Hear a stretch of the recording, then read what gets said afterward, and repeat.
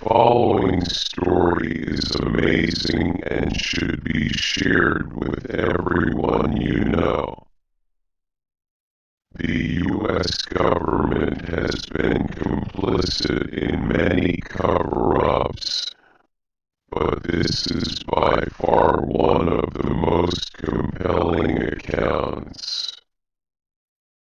Operation High Jump put nearly 5,000 U.S. military personnel, along with every resource available to the Navy's disposal in the hands of Admiral Richard Byrd, the operations leader of the U.S. naval mission into the Antarctic. Think about that for a moment and let it sink in. Every resource in the entire U.S. Navy was made readily available for Admiral Byrd's team's use. Although Byrd was chosen to lead the mission for a rather specific reason, which I will later explain, he was quite qualified and a favorite amongst the American public, the perfect candidate of choice by U.S. Navy and top brass. Additionally to Byrd's recruitment, another man, Rear Admiral Richard Cruzen, was selected to head up the task force. And make no mistake, this was an unusually bold move for the American military at the time, as people, nations, and even world economies were still volatile from war's aftermath. So we have to ask the following questions. Why would the U.S. military be seeking to expend so many resources at the risk of great collateral loss to explore such a harsh region of the planet Earth as Antarctica? What was the rush? What did they know? What we find is that a lot of the details regarding Operation High Jump have been carefully tucked away over the years.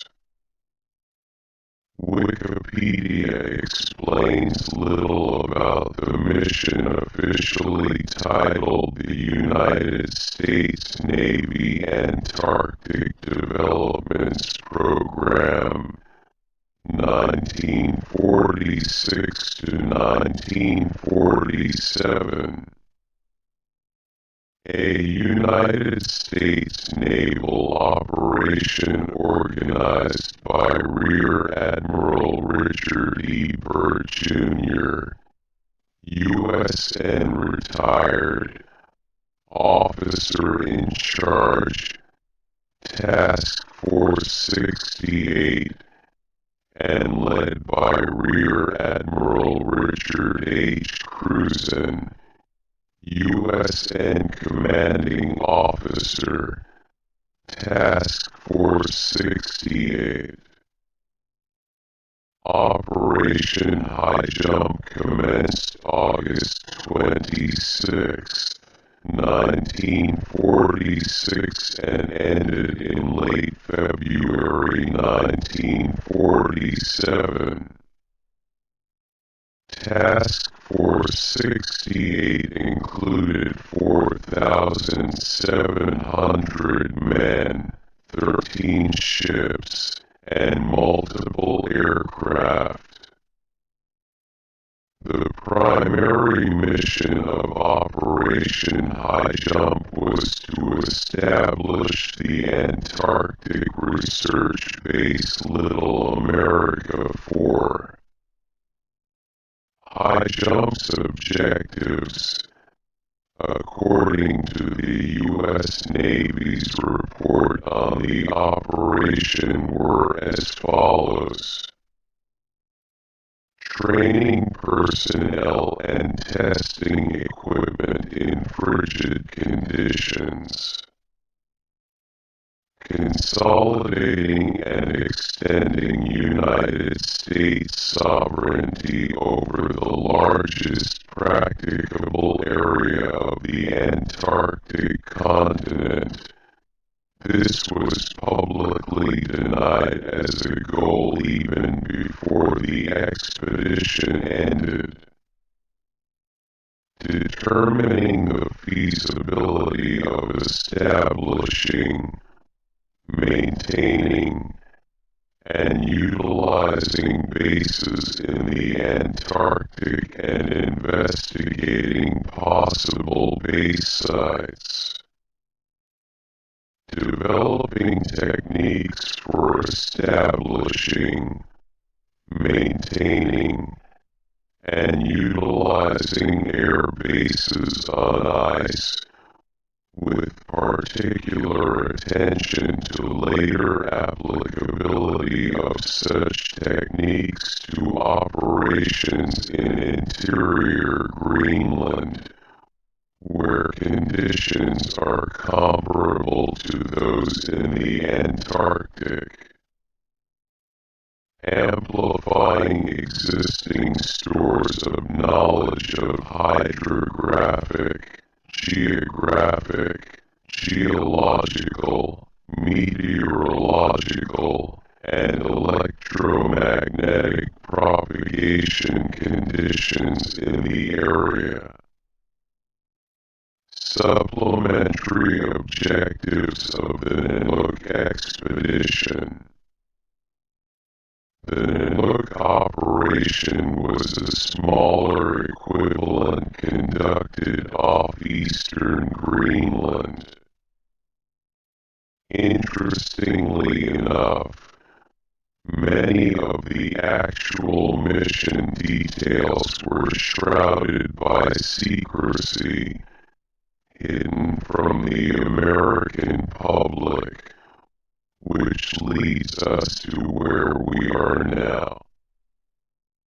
An excerpt from a report entitled "The Antarctica Enigma" reads, little other information was released to the media about the mission, although most journalists were suspicious of its true purpose, given the huge amount of military hardware involved. The U.S. Navy also strongly emphasized that Operation High Jump was going to be a Navy show. Admiral Ramsey's preliminary orders of August 26, 1946 stated that the Chief of Naval Operations only will deal with other governmental agencies and that no diplomatic negotiations are required. No foreign observers will be accepted. Not exactly an invitation to scrutiny, even from other arms of the government.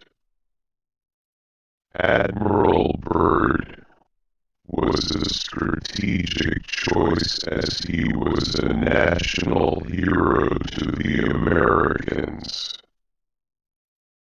He had pioneered the technology that would be a foundation for modern polar exploration and investigation, had been repeatedly decorated and had undertaken many expeditions to Antarctica, and was also the first man to fly over both poles.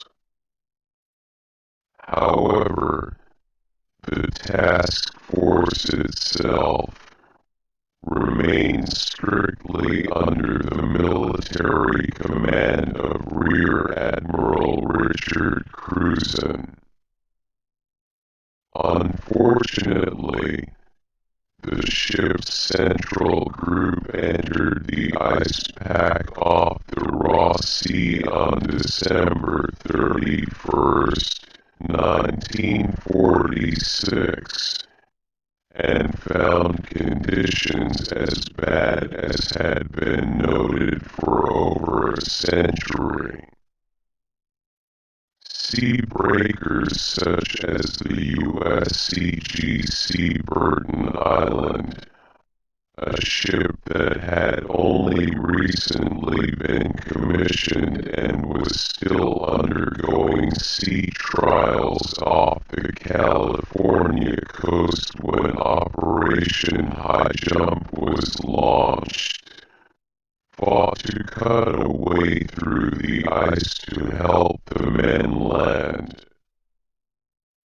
Richard Cruzen was one of a few men to have located at several oases which were actually the real reason the expedition team was sent there in the first place, although at the time only those with the top secret clearance would truly know the mission's true objective. An excerpt from the Davies County Historical Society reads, according to a Navy report, 1,000 miles of new coastline was discovered on exploratory trips by the Bear and Bird seaplane. Commended by Secretary of the Navy Frank Knox for his superior seamanship, ability, courage, determination, efficiency, and good judgment in dangerous emergencies. Cruzen was one of the 16 members of the 1939 to 1941 expedition who received the Antarctic Expedition Medal, presented in November 1946.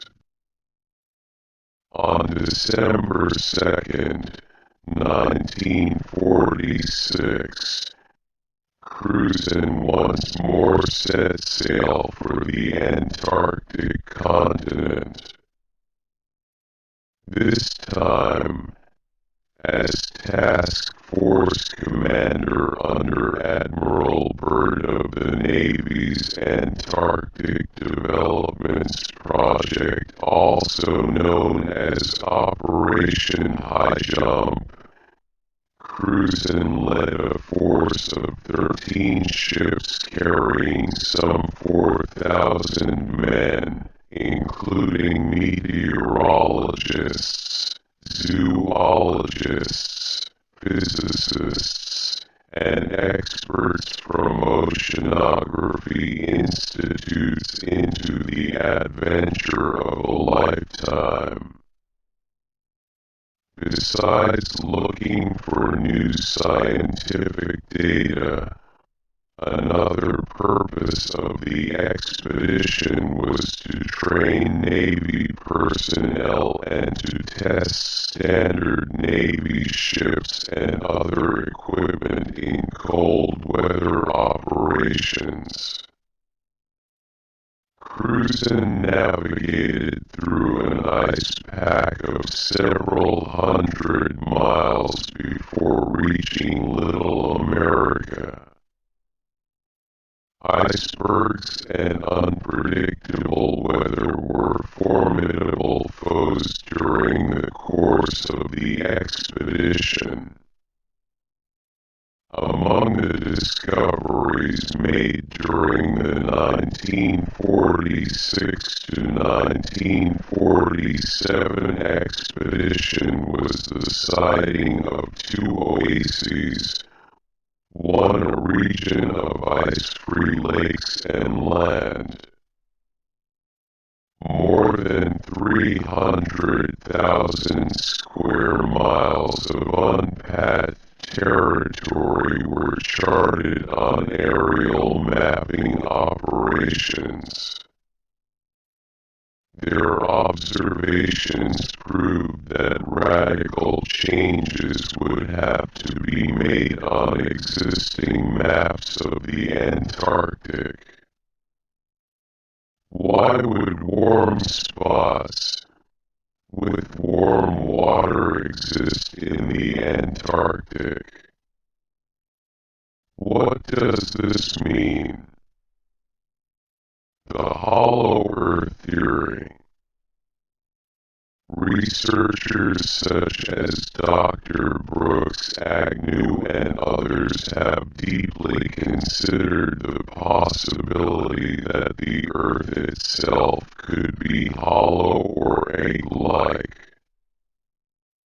Although this theory seems hard to comprehend because you have been told exactly opposite your entire life, in school, and so on.